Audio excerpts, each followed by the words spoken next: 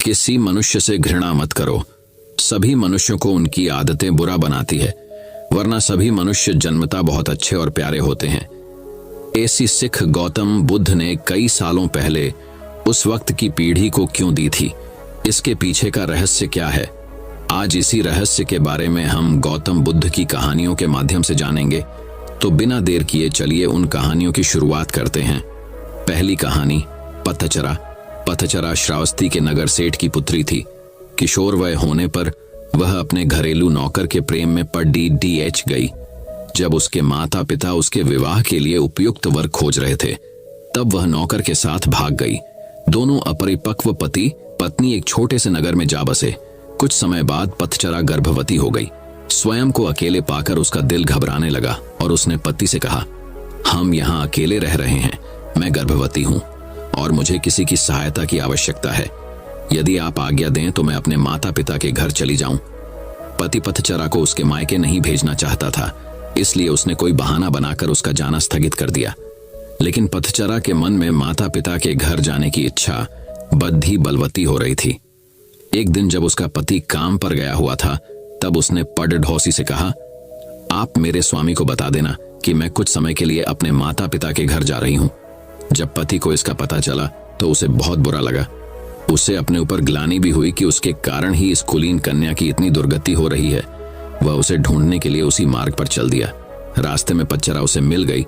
पति ने उसे समझा बुझाकर घर वापस लिवा लाया। समय पर पथचरा को प्रसव हुआ।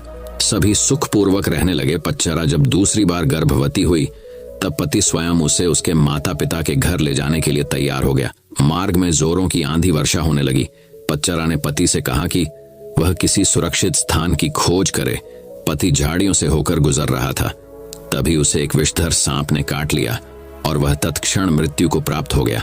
पथचरा अपने पति की प्रतीक्षा करती रही और ऐसे में ही उसे प्रसव हो गया। थोड़ी शक्ति जुटाकर उसने दोनों बच्चों को साथ लिया और पति को खोजने निकल पड़ी। जब उसे पति मृत मिला तो वह फूट फूट कर रोने लगी। हाय, मेरे कारण ही मेरे पति की मृत्यु हो गई। अब अपने माता पिता के सिवा उसका कोई न था। वह उनके नगर की ओर बढ़ चली। रास्ते में नदी पड़ती थी।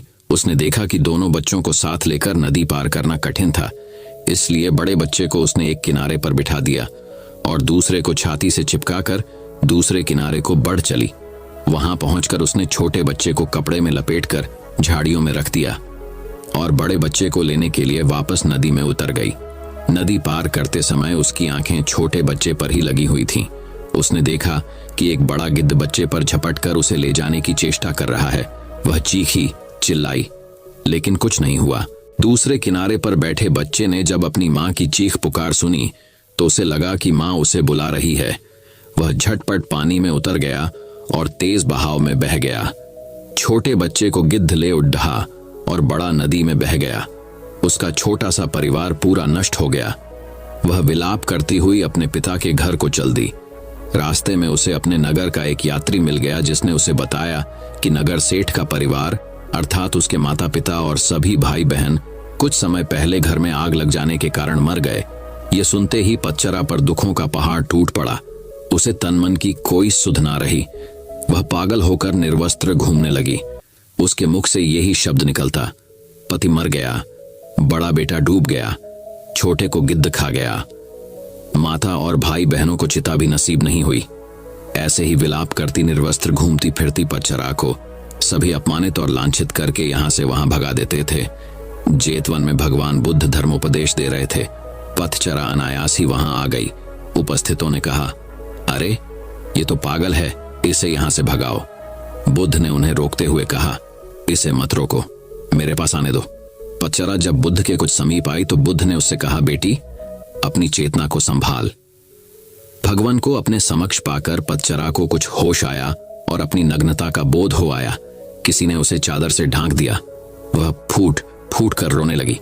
भगवान, मेरे पति को सांप ने डस लिया और छोटे छोटे बच्चे मेरी आंखों के सामने मारे गए। मेरे माता पिता, बंधु बांधव सभी जलकर मर गए। मेरा अब कोई नहीं है, मेरी रक्षा करो। बुद्ध ने उससे कहा, दुखी मत हो, अब तुम मेरे पास आ गई हो। जिन परिजनों की मृत्यु के लिए तुम आंसू बहा रही हो, ऐसे ही अनंत आंसू तुम जन्म जन्मांतरों से बहाती आ रही हो। उनसे भरने के लिए तो महासमुद्र भी छोटे पड्डी ढियत जाएंगे। तेरी रक्षा कोई नहीं कर सकता। जब मृत्यु आती है तो कोई परिजन आदि काम नहीं आते। यह सुनकर पच्चरा का शोक कुछ कम हुआ। उसने बुद्ध से साधना की अनुमति मांग बुद्ध ने उसे अपने संग में शरण दे दी। धर्म के परम स्रोत के इतने समीप रहकर पच्चरा का दुख जाता रहा। वह नित्य ध्यान व ज्ञान की साधना में निपुण हो गई। एक दिन स्नान करते समय उसने देखा कि देह पर पहले डाला गया पानी कुछ दूर जाकर सूख गया, फिर दूसरी बार डाला गया पानी थोड़ी और दूर जाकर सूख गया, और तीसरी बार डाला गया पानी उससे भी आगे जाकर सूख गया। इस अत्यंत साधारण घटना में पच्चरा को समाधि का सूत्र मिल गया। पहली बार उड़ेले गए पानी के समान कुछ जीव अल्पायु में ही मर जाते हैं, दूसरी बार उड़ेले गए पानी के समान कुछ जीव मध्यम व्यथा में चल बसते हैं, और तीसरी बार उड़ेले गए पानी के जैसे कुछ जीव अंतिम व्यस में मरते हैं। सभी मरते हैं, सभी अनित्य है। ऐसे में पथचरा को यह भान हुआ जैसे अनंत करुणावान प्रभु बुद्ध उससे कह रहे हैं, हाँ पच्चारे, समस्त प्राणी मरण धर्मा है। इस प्रकार पथचरा उन बौद्ध साधिकाओं में गिनी गई जिनको निह प्रयास ही एक जीवन काल में ही निर्वाण प्राप्त हो गया। तो दोस्तों, अब चलिए गौतम बुद्ध की दूसरी कहानी की शुरुआत करते हैं। दूसरी कहानी, बुद्ध के ज्ञान से सेठ ने पाया सुख। धन्ना सेठ के पास 7 पुश्तों के पालन पोषण जितना धन था। उसका व्यापार चारों तरफ फैला हुआ था, किंतु फिर भी उसका मन अशांत रहता था। कभी धन की सुरक्षा की चिंता, तो कभी व्यापारिक प्रतिस्पर्धा में आगे निकलने का तनाव। चिंता और तनाव के कारण वह अस्वस्थ रहने लगा। उसके मित्र ने उसकी गिरती दशा देखी तो उसे बुद्ध के पास जाने की सलाह दी। सेठ बुद्ध के पास पहुंचा और अपनी समस्या बताई। बुद्ध ने उसे सांत्वना देते हुए कहा, तुम घबराओ मत, तुम्हारा कष्ट अवश्य दूर होगा। बस तुम यहाँ कुछ दिन रहकर प्रभु का ध्यान किया करो। बुद्ध के कहे अनुसार सेठ ने रोज ध्यान करना शुरू कर दिया, किंतु सेठ का मन ध्यान में नहीं लगा। वह जैसे ही ध्यान करने बैठता, उसका मन फिर अपनी दुनिया में चला जाता। उसने बुद्ध को यह बात बताई, किंतु बुद्ध ने कोई उपाय नहीं बताया। थोड़ी देर बाद जब सेठ बुद्ध के साथ वन में सायंकालीन भ्रमण कर रहा था, तो उसके पैर में एक कांटा चुभ गया। वह दर्द के मारे कराहने लगा। बुद्ध ने कहा, बेहतर होगा कि तुम जी कड़ाकर कांटे को निकाल दो, तब इस दर्द से मुक्ति मिल जाएगी। सेठ ने मन कड़ाकर कांटा निकाल दिया, उसे चैन मिल गया। तब बुद्ध ने उसे समझाया, ऐसे ही लोभ, मोह, क्रोध, घमंड व द्वेष के कांटे तुम्हारे मन में गड़े हैं। जब तक अपने मन की संकल्प शक्ति से उन्हें नहीं निकालोगे, अशांत ही रहोगे। सेठ का अज्ञान बुद्ध के इन शब्दों से दूर हो गया और उसने निर्मल हृदय की राह पकड़ ली। अपनी कुप्रवृत्तियों से मुक्ति के लिए संकल्पबद्धता अनिवार्य है। जब तक व्यक्ति दृढ़ निश्चय न कर ले, वह अपनी गलत आदतों से मुक्त नहीं हो सकता। तो दोस्तों, अब चलिए गौतम बुद्ध की तीसरी कहानी की शुरुआत करते हैं। तीसरी कहानी, बुद्ध ने सेवा का संदेश दिया। बौद्ध संघ के एक भिक्षु को कोई गंभीर रोग हो गया। उसकी हालत इतनी खराब हो गई कि वह चल फिर भी नहीं सकता था और मल मूत्र में लिपटा पड़ा रहता था। उसकी यह हालत देख उसके साथी भिक्षु भी उसके पास नहीं आते और घृणा से मुंह फेर कर आसपास से निकल जाते थे। कुछ दिनों बाद बुद्ध को यह बात पता चली तो वे तत्काल अपने प्रिय शिष्य आनंद के साथ उस भिक्षु के पास पहुंचे। उसकी दयनीय दशा से उन्हें घोर कष्ट हुआ। उन्होंने भिक्षु से पूछा, तुम्हें कौन सा रोग हुआ है? भिक्षु बोला, भगवान, मुझे पेट की बीमारी है। बुद्ध ने स्नेह से उसके सिर पर हाथ फेरते हुए प्रश्न किया, क्या तुम्हारी परिचर्या करने वाला कोई नहीं है? भिक्षु की ना सुनते ही बुद्ध ने आनंद से कहा, पानी लेकर आओ, हम लोग पहले इसका शरीर स्वच्छ करेंगे। आनंद पानी लेकर आए। फिर बुद्ध ने भिक्षु के शरीर पर पानी डाला और आनंद ने उसके मलमूत्र को साफ किया।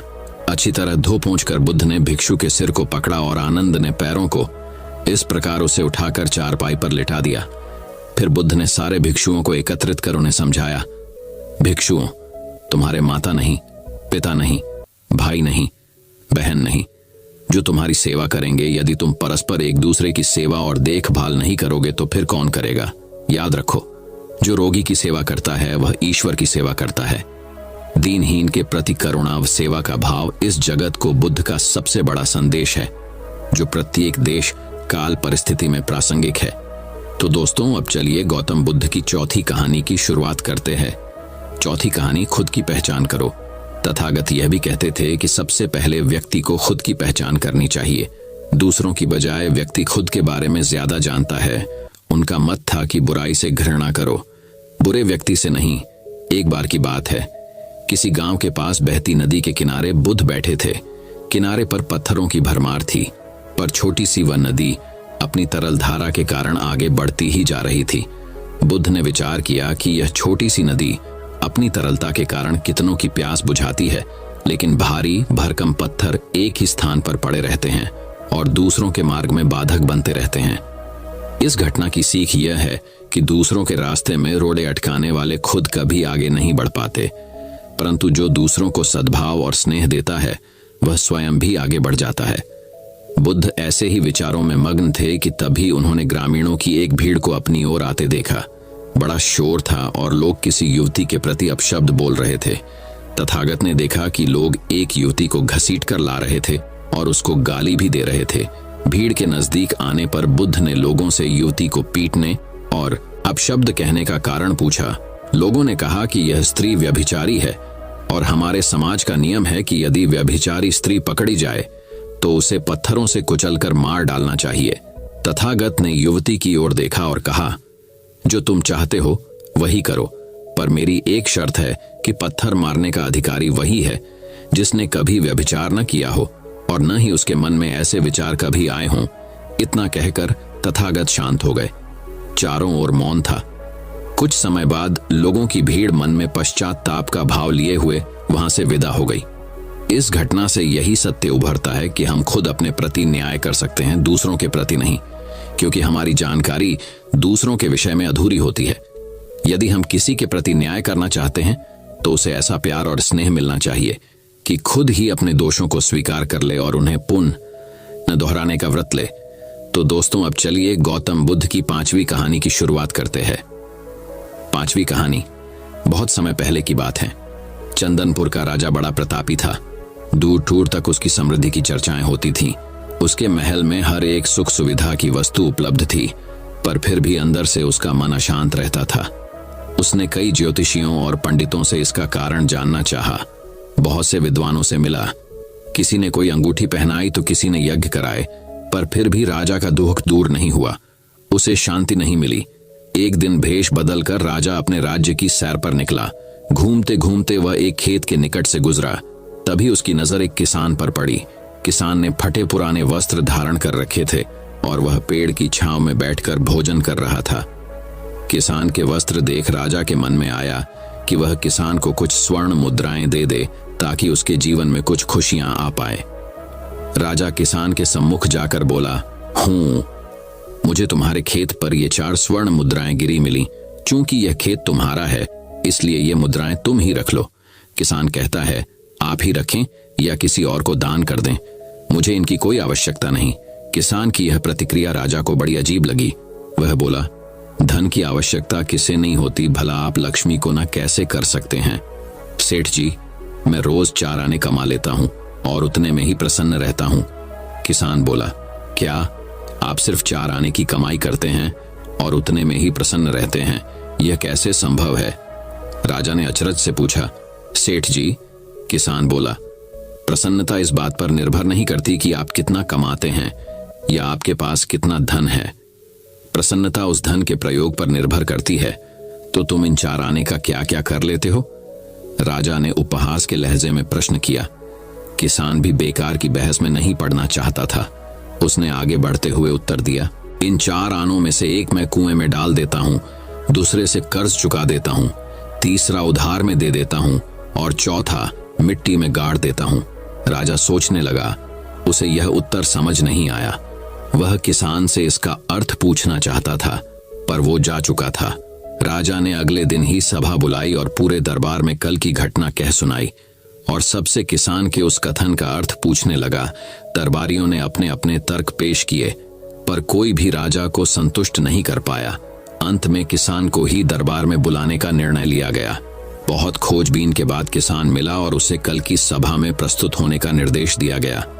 राजा ने किसान को उस दिन अपने भेष बदलकर भ्रमण करने के बारे में बताया और सम्मान पूर्वक दरबार में बैठाया। मैं तुम्हारे उत्तर से प्रभावित हूं और तुम्हारे 4 आने का हिसाब जानना चाहता हूं।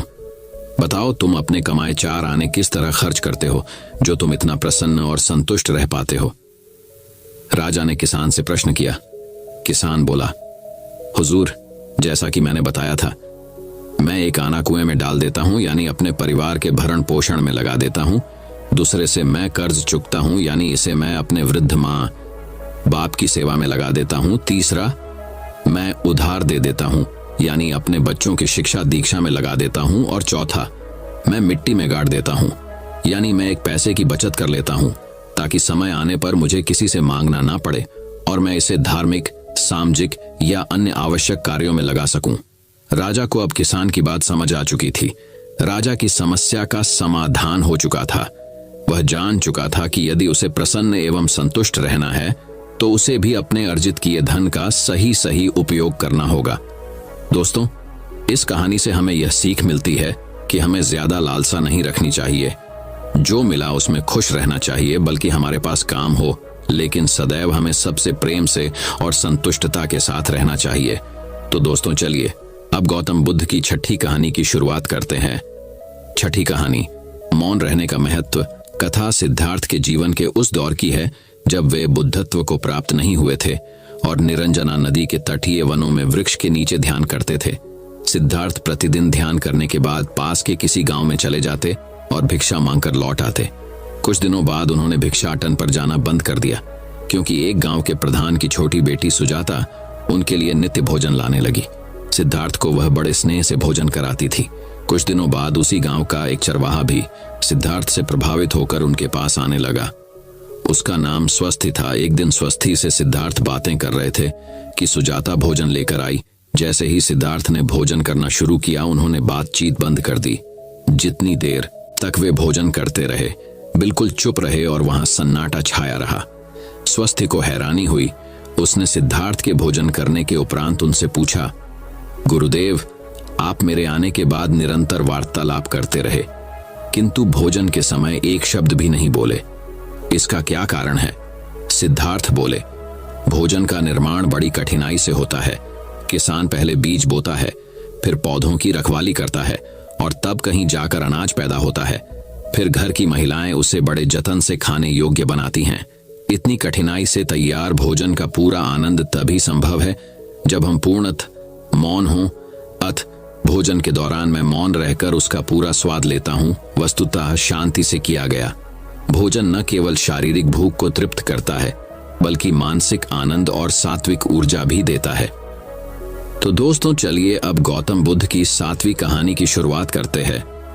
7वीं कहानी, सिद्धार्थ और हंस। गौतम बुद्ध के बचपन का नाम सिद्धार्थ था। सिद्धार्थ नाम का अर्थ होता है वह जिसने अपने सभी इच्छाओं को पूरा किया हो।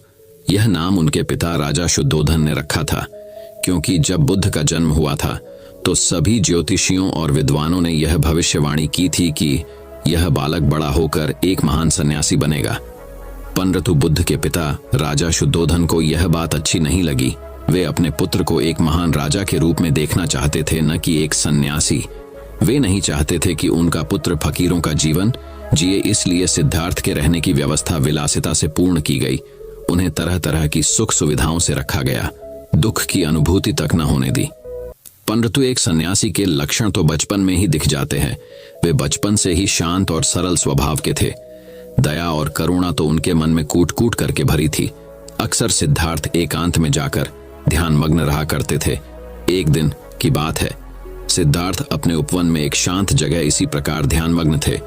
तभी एक घायल हंस उनके सामने आ गिरा, जिससे उनका ध्यान भंग हो गया। जब उन्होंने अपनी आंखें खोली तो देखा कि सामने एक सफेद हंस तीर के वार से बुरी तरह घायल पड़ा तड़प रहा है। उसे देखते ही सिद्धार्थ का मन द्रवित हो उठा और उन्होंने उसे तुरंत उठा लिया।